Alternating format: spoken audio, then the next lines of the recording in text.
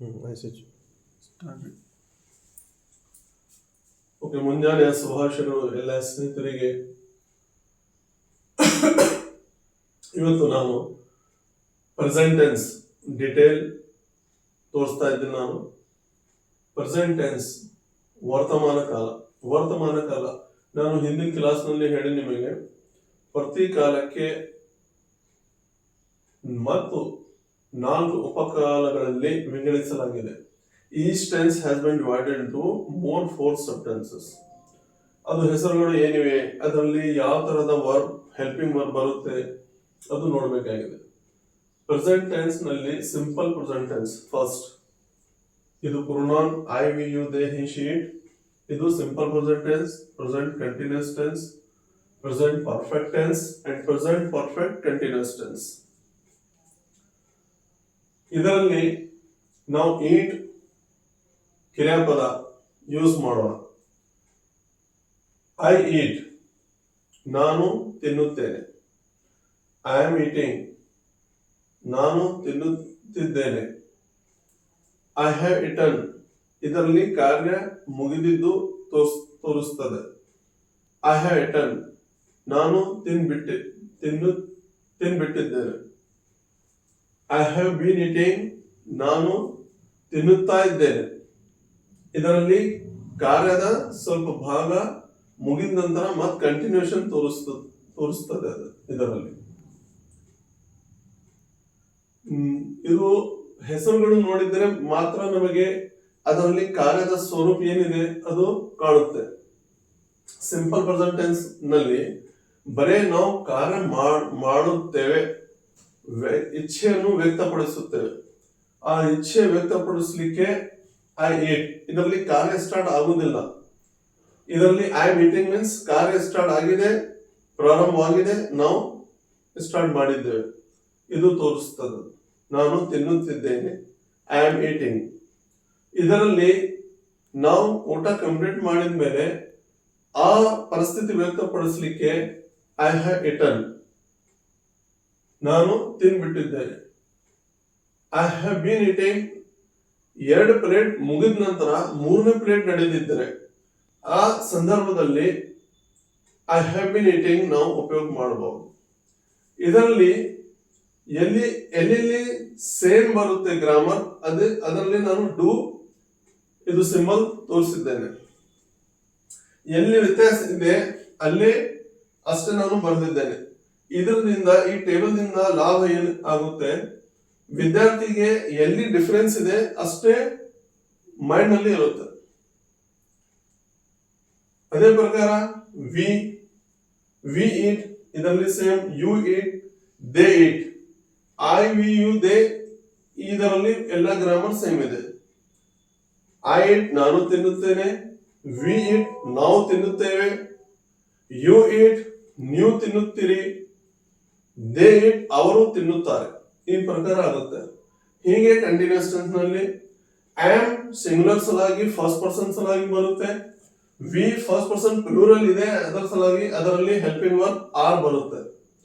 We are eating, ನಾವು ತಿನ್ನುತ್ತೇವೆ. ಇದರಲ್ಲಿ ನನ್ನ ಕನ್ನಡ ಭಾಷೆಯಲ್ಲಿನೂ ಬಹುವಚನ ಬಂದಿದೆ ಅಲ್ಲ, ಅದೇ ಪ್ರಕಾರ ಇದರಲ್ಲಿನೂ ಆರ್ ಬರುತ್ತೆ. ವಿ ಹ್ಯಾವ್ ಇಟನ್, ನಾವು ತಿನ್ಬಿಟ್ಟಿವಿ. ವಿ ಹ್ಯಾವ್ ಇಟನ್, ನಾವು ತಿನ್ಬಿಟ್ಟಿವೆ. ಇದರಲ್ಲಿ ನಾವು ತಿನ್ನುತ್ತಾ ಇದ್ದೇವೆ. I have been eating. ಈ ಪ್ರಕಾರ ಕಾರ್ಯ repetition of work will be there in present perfect continuous tense. ಇದರಲ್ಲಿ ಕಂಪ್ಲೀಟ್ ಆಗಿದ್ದು ತೋರಿಸುತ್ತೆ, ಇದರಲ್ಲಿ ಕಂಟಿನ್ಯೂಷನ್ ಇದ್ದಿದ್ದು ತೋರಿಸ್ತದೆ. They eat, they are eating, and they have eaten, and they have been eating. ಇದು ಎಲ್ಲ 4 ಸೆಂಟೆನ್ಸಸ್ ನಲ್ಲಿ ಸೇಮ್ ಗ್ರಾಮರ್ ಬರುತ್ತೆ. ಇದರಲ್ಲಿ ಬರೀ ಹೆಲ್ಪಿಂಗ್ ವರ್ಬ್ ಆರ್ ಇರುತ್ತೆ, ಆರ್ ಬಂದಿದೆ. ಇದರಲ್ಲಿ ಸ್ವಲ್ಪ ವ್ಯತ್ಯಾಸ ಏನಿದೆ, ಹಿ ಈಟ್ಸ್, ಅವನು ತಿನ್ನುತ್ತಾನೆ. ಹಿ ಈಸ್ ಈಟಿಂಗ್, ಇಲ್ಲಿ ಈಸ್ ಬಂದಿದೆ. ಈಸ್ ಯಾಕೆ ಬಂದಿದೆ, ಹಿ, ಶಿ, ಇಟ್ ಅಂದ್ರೆ ಏಕವಚನ, ಇವು ಬಹುವಚನ ಇಲ್ಲ. ಅದರ ಸಲಾಗಿ ಈ ಶಬ್ದಗಳ ಜೊತೆ ನಾವು ಏಕವಚನದ ಹೆಲ್ಪಿಂಗ್ ವರ್ಬ್ ಉಪಯೋಗ ಮಾಡುತ್ತೇವೆ. is, is. He is eating, she is eating, like this. And it is growing. Perfect tense ನಲ್ಲಿ he has eaten, ಇಲ್ಲಿ ವ್ಯತ್ಯಾಸ ಇದೆ ನೋಡಿ. has ಇಲ್ಲಿ ಇಲ್ಲಿ has ಬಂದಿದೆ. ಯಾಕಂದ್ರೆ he she it ಜೊತೆ ಹೆಲ್ಪಿಂಗ್ ವರ್ಬ್ has ಬರುತ್ತೆ. ಇಲ್ಲಿ he ಜೊತೆ eats s ನಾವು ಆಡ್ ಮಾಡಿದ್ದೇವೆ. ಯಾಕಂದ್ರೆ he she it gets s with their verb only in simple present tense. Simple present tense ನಲ್ಲಿ he she it ಜೊತೆ ಏನ್ ಕಾರ್ಯಪದ ಬರುತ್ತೆ ಅದ್ರ ಜೊತೆ ನಾವು s ಆಡ್ ಮಾಡುತ್ತೇವೆ. ಇನ್ನು ರೂಲ್ ಇದೆ ಅದು. ಅದರ ಸಲಾಗಿ ಇಲ್ಲಿನೂ ವ್ಯತ್ಯಾಸ ಇದೆ. ಎಲ್ಲಿ he she it ಜೊತೆ s ಬರುತ್ತೆ ಅದರ ಪರ್ಫೆಕ್ಟ್ ಟೆನ್ಸ್ ನಲ್ಲಿ ಪ್ರೆಸೆಂಟ್ ಟೆನ್ಸ್ ನಲ್ಲಿ ಪರ್ಫೆಕ್ಟ್ ಟೆನ್ಸ್ ನಲ್ಲಿ has ಬರುತ್ತೆ. he has eaten, she has eaten, it has grown, has been eating, he has been eating, ಅವನು ತಿನ್ನುತ್ತಾ ಇದ್ದೇನೆ, she is ಅವಳು ತಿನ್ನುತ್ತಾ ಇದ್ದಾಳೆ, it is growing, it has been growing, ಅದು ಬೆಳೆಯುತ್ತಾ ಇದೆ. ಈ ಪ್ರಕಾರ ಈ ಪ್ರೆಸೆಂಟ್ ಟೆನ್ಸ್ ನಲ್ಲಿ ನಾವು ಎಲ್ಲ ಸ್ವರೂಪಗಳು ವ್ಯಕ್ತಪಡಿಸಬಹುದು. ಈಗ ನಾನು ಲಾಸ್ಟ್ ಇಂಗ್ಲಿಷ್ ನಲ್ಲಿ ಎಕ್ಸ್ಪ್ಲೇನ್ ಮಾಡ್ತೀನಿ ನಿಮಗೆ. I we you they he she it ಇದು ಸರ್ವನಾಮ. ಈ ಸರ್ವನಾಮ ಜೊತೆ ನಾವು ಹೇಗೆ ಉಪಯೋಗ ಮಾಡಬೇಕು ಈಗ ಇಂಗ್ಲಿಷ್ ನಲ್ಲಿ 2 ನಿಮಿಷದಲ್ಲಿ ಎಕ್ಸ್ಪ್ಲೇನ್ ಮಾಡ್ತೀನಿ ನಾನು. Each tense has been divided into more 4 sub tenses as we have divided here. Simple present tense means we can express our intention here. We are not going to start the work. It will be like this. I ate, nanu tinnuttene. I am eating, it is showing the continuation of work. And I have eaten, it shows the completion of work in present tense.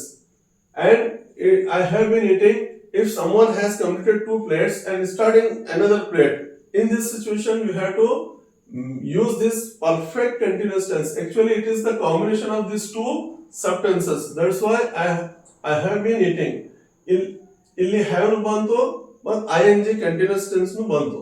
Actually, it is the combination of these 2 tenses, subtenses. We eat. Here we can see the difference. We have used here are, helping verb. Because we, you, they stands for plural. That's why we have used here are. And have is the helping verb. It is common. And here he eats, she eats. It is a difference here because he, she, it, they get s with their verb only in simple present tense. And because of this singular form, we have used here auxiliary verb as is. And here has. This much is the difference to which we can observe here.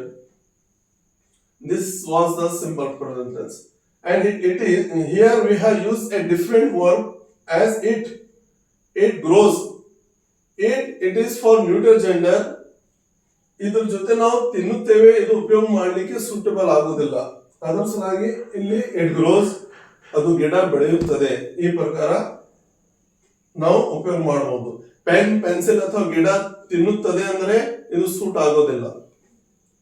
ಅದರ ಸಲುವಾಗಿ ಇಲ್ಲಿ it ಜೊತೆ ನಾವು ಬೇರೆ verb ಉಪಯೋಗ ಮಾಡುತ್ತೇವೆ. ಈ present tense ಜೊತೆ ಈ ಟೇಬಲ್ ಫಾರ್ಮ್ ನಲ್ಲಿ ಇದು ಸರಿಯಾಗಿ ಅರ್ಥ ಆಗಿದ್ರೆ if you have complete understood this thing, you can use any verb in this table. Here if you use drink, if you use sleep, you can make any sentences. 7 4s are 28. ಈ ಪ್ರಕಾರ ನಾವು ಒಂದೇ sitting ನಲ್ಲಿ 28 ವಾಕ್ಯಗಳು ರಚನೆ ಮಾಡಬಹುದು. I drink, I am drinking, I have drunk, I have been drinking, like this. Another thing, here eaten V3 form has been used. Always perfect tenses. In perfect tenses we can use V3 form. And here in simple present tense V1 form. And it is just we are adding ing for continuation. ಇದೆಲ್ಲ ನೆನಪು ಇಟ್ಕೊಂಡಿದ್ರೆ ನಾವು ಸಬ್ tenses of present tense ನಲ್ಲಿ ಯಾವ ತರಹದ ಎಲ್ಲ ತರಹದ ವಾಕ್ಯಗಳು ನಾವು ರಚನೆ ಮಾಡಬಹುದು. ಧನ್ಯವಾದಗಳು.